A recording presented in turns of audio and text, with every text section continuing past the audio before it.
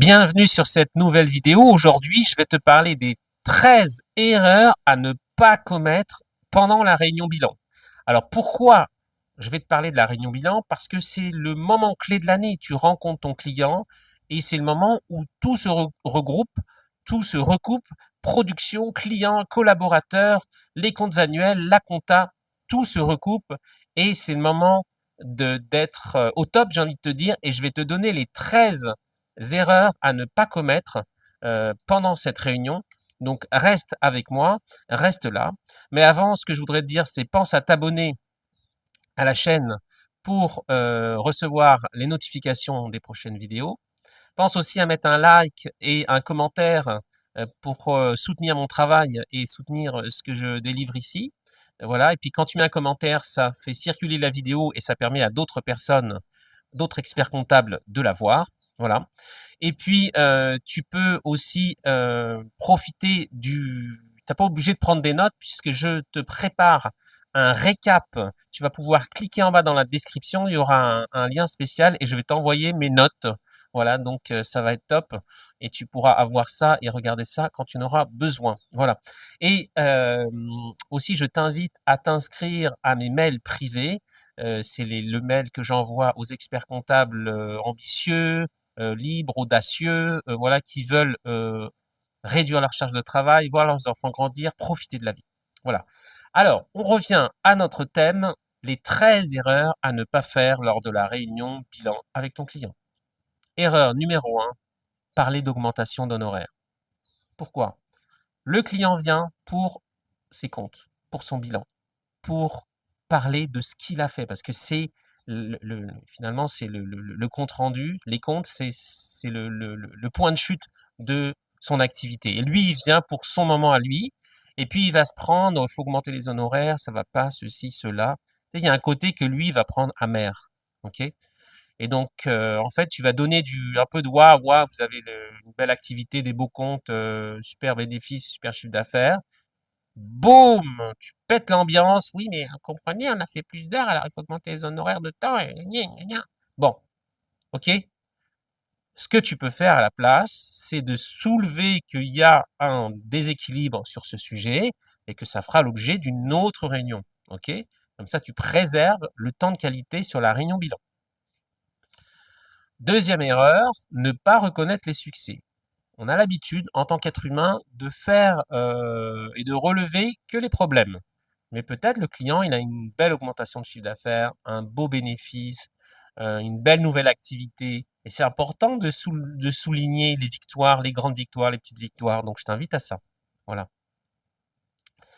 Le troisième que je vois aussi et qui est facile à tomber dedans, c'est de proposer le prévisionnel gratuit pendant cette réunion. D'abord, ta réunion, je ne sais pas combien de temps elle va durer.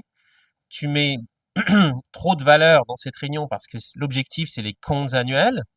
Et pareil, tu peux faire comme du teasing pour voir si le client a besoin de parler de son prévisionnel, d'avoir des éléments de son prévisionnel, et ça sera l'occasion d'un autre rendez-vous, d'un autre moment clé. Mais si tu donnes tout de suite, tu donnes tout en mode gratuit, ben, le client ne voudra pas payer. Ok? Et puis peut-être ta réunion va durer trop de temps, tu vas pas te concentrer assez sur les comptes. Voilà.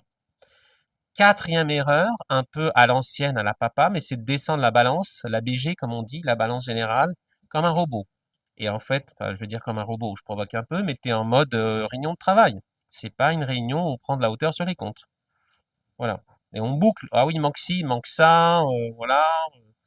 Et hop, le compte machin, le compte bidule, il y a ci, il y a ça, je vous explique. Le client, il va retenir chiffre d'affaires, bénéfice, point. Donc, voilà. Cinquième erreur, ne pas dire ce qui n'a pas été.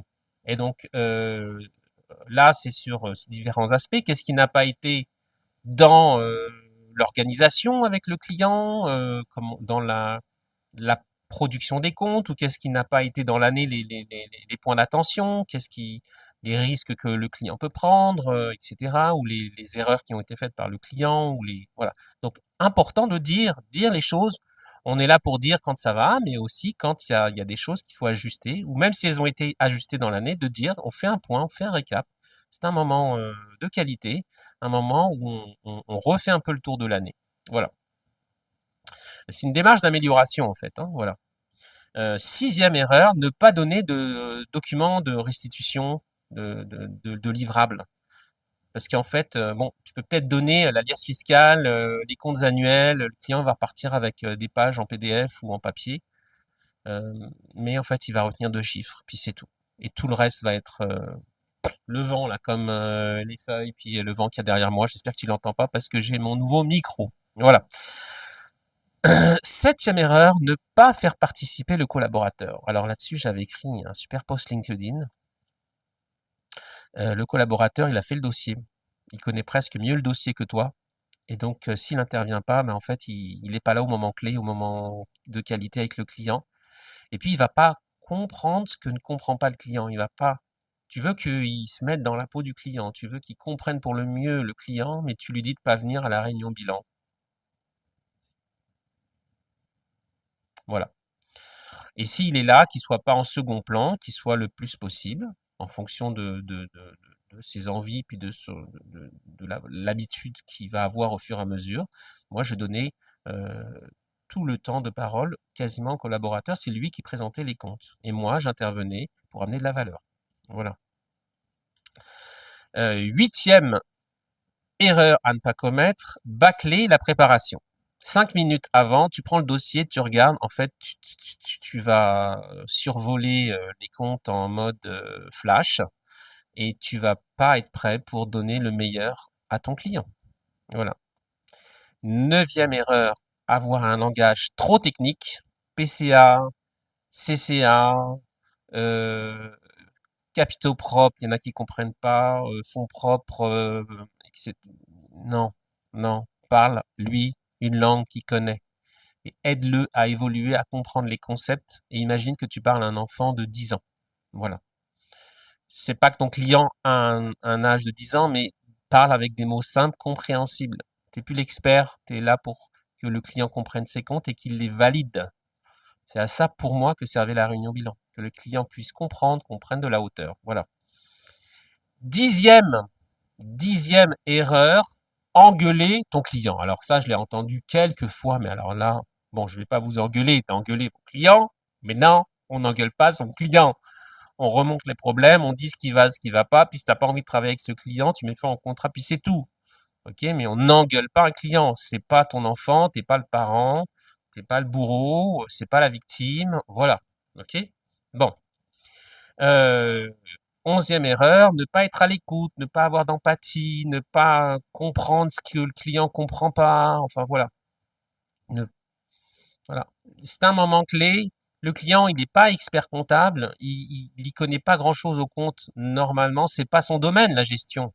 Donc c'est à toi d'être à l'écoute pour voir les petits, avoir de l'attention sur ce qu'il dit, puis ce qu'il dit pas, puis comment il prend les choses. Voilà. 12e erreur, ne pas prendre de hauteur sur les comptes. Ne pas prendre de hauteur, donc ne pas apporter de valeur, juste dérouler les chiffres, boum, boum, boum. Voilà. Et la 13e erreur, une réunion trop courte ou trop longue. Ta réunion dure 30 minutes, boum, boum, il n'y a pas le temps. Ou ta réunion dure 4 heures et tu ne gères pas le temps et ça s'étale en longueur et c'est insupportable pour tout le monde. Voilà. J'espère que cette vidéo avec ces points clés t'éclaire. Je te rappelle que tu peux récupérer tous les points clés dans le récap que je t'ai mis sous la vidéo. Tu cliques sur le lien et je t'envoie directement